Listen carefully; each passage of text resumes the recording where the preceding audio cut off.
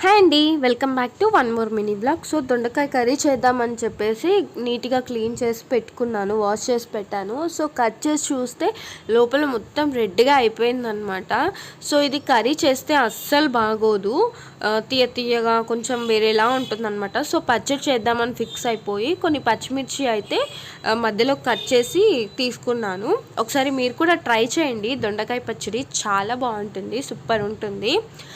ఇలా దొండకాయలు కట్ చేసుకున్న తర్వాత దానికి సరిపోయే పచ్చిమిర్చి అయితే తీసుకోండి. నేను 1/2 kg దొండకాయలకి ఇన్ని తీసుకున్నాను. తర్వాత ఆయిల్ వేసేసి అందులో ధనియాలు, కొంచెం జీలకర్ర, పచ్చిమిర్చి వేసి కొంచెం ఫ్రై అవ్వనివ్వండి.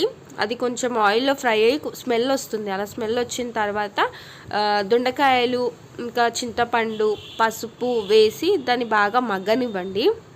మగ్గిన తర్వాత మిక్సీ జార్లో వేసుకొని మిక్సీ పట్టేసుకొని పోపు వేసేసుకుంటే వేడి వేడి దొండకాయ పచ్చడి